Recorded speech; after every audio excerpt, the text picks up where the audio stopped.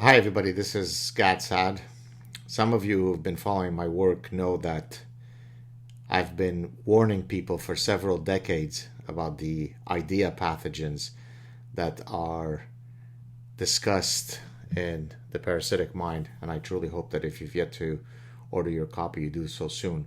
One of these dreadful idea pathogens, actually, it's a cluster of idea pathogens, is identity politics mixed with diversity, inclusion, and equity, the die religion, mixed with equality of outcomes. And it is particularly cancerous when it is applied in the context of science. Because as I explain in The Parasitic Mind, the scientific method is precisely the means by which we are freed from the shackles of our personal identities. It is the means by which our identities become irrelevant to the pursuit of science, because the scientific method is the epistemological mechanism by which we adjudicate the veracity of statements independently of whether I am a tall transgender woman of color or an extremely good-looking Lebanese Jewish evolutionary behavioral scientist. The distribution of prime numbers is this distribution of prime numbers. The way things happen in nature exist as a result of certain natural laws that we can observe, that we can study independently of our identities. That's what makes science so beautiful. We are all equal under the epistemological umbrella of science. As also you know, I use satire. Many times my satire proves prophetic so that I can mock, ridicule, critique, scrutinize all the nonsense. And I've been warning you about the dangers of identity politics and of the die religion and of equality of outcomes in science. I recently released a sad truth clip wherein I decolonized my bookshelf. If you remember, I took a bunch of books that were written by problematic people, meaning white men, Charles Darwin, Isaac Newton, René Descartes, Francis Bacon, and others, and I burned those books because I need to have a diverse representation of knowledge in my bookshelf. Well, this was a satirical piece, but now let's get to reality. Remember, I satirize something down the line, and then I sit with my arms locked, waiting for reality to catch up to my satire. So here we go. Two papers I'd like to discuss today. Sorry about the glare. The first one is a paper published in Nature Communication titled The Association Between Early Career Informal Mentorship and Academic Collaborations and Junior Author Performance by Bedour El-Shebli, Kinga Makovi, and Talal Rahwan. In the paper, basically, they're looking at bibliometric data, so very objective data, millions and millions of data points, and they're basically looking to see whether a female scientist who is mentored by a same-sex scientist, so a female scientist, or if the female scientist is mentored by a male mentor, whether that has any differences in the trajectory of their career path, specifically in terms of how some of their papers are eventually cited and so on. I won't get into the details, but the bottom line is here that what I want to talk about is something that I discuss in The Parasitic Mind, namely forbidden knowledge in academia. Yeah, forbidden knowledge is either a research question or a hypothesis or a set of findings that you shouldn't tackle or report if they somehow go against the progressive orthodoxy. I mean, imagine how chilling that is, right? So, for example, if you conduct a study on sex differences and the sex differences come out showing that women are superior in some way, well, then you're a great scientist. If they show that men are superior on that particular task, well, then you are an evil Nazi scientist who should be castrated and fed to wild boar.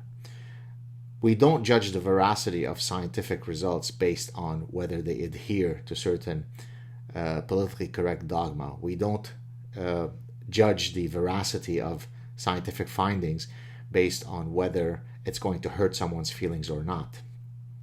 But yet, despite my repeated warnings, this is exactly what's happening. So in this case, the researchers found that female scientists, if you like, get more bang for their buck if they are mentored by male scientists than if they are by female scientists.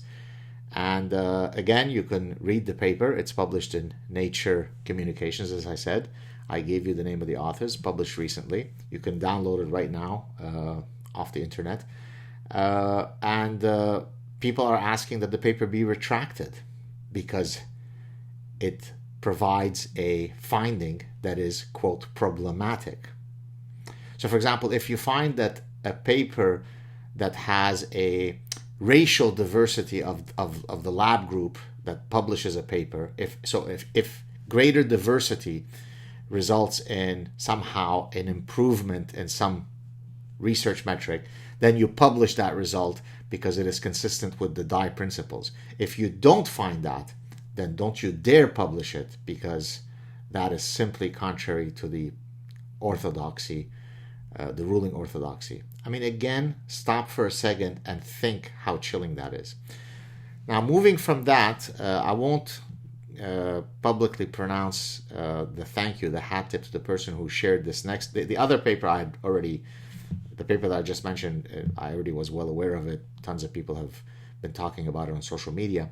But this next paper, I just got a message earlier today from a colleague. I won't mention him because, what if he gets punished by his administrators? This is a paper published in Trends in Cognitive Sciences, a very serious and prestigious journal, written by Perry Zern, Danielle S. Bassett, and Nicole C. Rust in September 2020. And it is called the Citation Diversity Statement, a practice of transparency, a way of life. I have precisely satirized what I'm about to read, which is now a thing in science. I've previously satirized that, when you are citing people, you should make sure that you cite the right number of transgender people, the right number of men and women and people of color and people of non-color and so on. Because again, equality of outcomes. You shouldn't cite papers based on the relevance of the papers to your scientific project. You should make sure that you cover all of your identity politics markers. It is insane. For those of you who think that this is just, who cares about this? This is just a bunch of scientists engaging in esoteric conversations in the hallways of academia. My goodness, are you part of the problem? So in this case, let me just read you a thing. Appending a citation diversity statement to a paper is a simple and effective way to increase awareness about citation bias and help mitigate it. Here we describe why reducing citation bias is important and how to include a citation diversity statement in your next publication. What they're basically saying is that people should cite to ensure that if there are any disparities. So, for example, as you know, I study evolutionary psychology and consumer psychology and psychology of decision making. So if I look at my citation patterns and I see that 80% of the citations, the lead author is a male, I must be suffering from implicit bias when it comes to sexism. And so I should maybe look for more papers where it is a woman that is the lead author. And then so I can create a 50-50 split. And they actually, at the end of this grotesque, absurd paper, they give an example of their own citation diversity statement. So let me just read it for you. Recent work in several fields of science has identified a bias in citation practices such that papers from women and other minorities are undercited relative to the number of such papers in the field. Here we sought to proactively consider choosing references that reflect the diversity of the field in thought, form, of contribution, gender, and other factors. So then they go on to say, our references contain 42.9% women first, women last, 28.6% men/women, 7.1% women/men, and 21.4% man/men. So the way they decided on which papers to cite, this is not satire, was based on, in this case, the gender breakdown, the biological sex breakdown of the papers in question, the authors of the papers in question. Of course, anything is possible in terms of what's next, right? What about having a breakdown of the races of who you cite? What about the sexual identity, the gender identities of the people you cite? As far as I know, I've never cited a Ukrainian transgender person in any of my evolutionary psychology papers. It's probably because I have an implicit bias against Ukrainian transgender people. Or it might be that there isn't a Ukrainian transgender person that has been relevant to cite in my own work, and that's why I didn't cite him or her or Gzi. Again, this is not some esoteric exercise.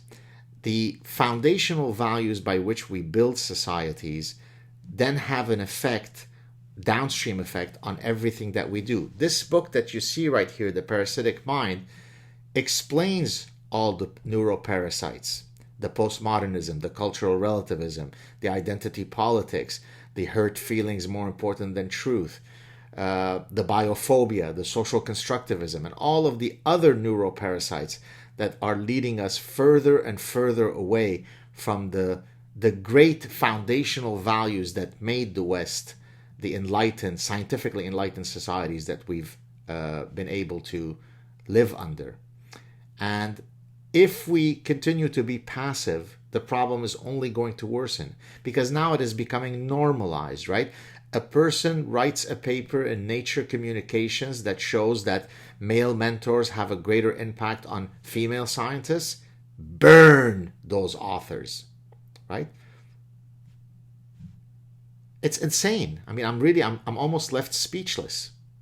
So again, you can sit back and say, I'm too busy with my life. This is not a serious problem.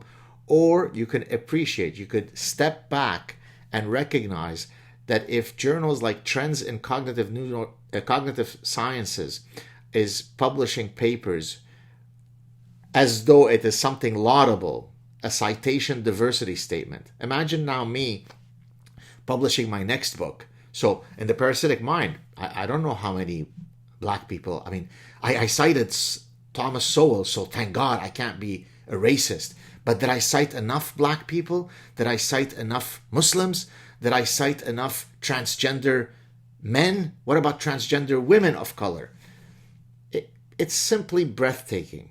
So unless everyone, meaning parents, meaning professors, meaning donors, meaning philanthropists who give money to universities, politicians, administrators who actually have a spine, unless we redress this ship, it's only going to worsen. And then it's going to take a much greater Herculean effort to rediscover our commitment to logic, to reason, to science, to evidence-based thinking.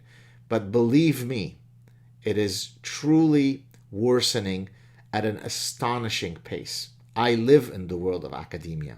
It's not good. Now, again, this doesn't mean that every person on a university campus is a blue-haired radical feminist, feminist of epistemology of feminist glaciology, but enough of those folks are in positions of power, whether they be as editors of journals, they be the judges on grants, scientific grants, administrators, and so on. They are choking the life out of science. I'm warning you, but I'm not seeing enough people getting engaged. Please get engaged and do your part to redress the situation. Your voice does matter. You don't have to be a fancy schmancy professor. You don't have to have millions of followers like Joe Rogan. You can effect change within your microcosm. Cheers, everybody.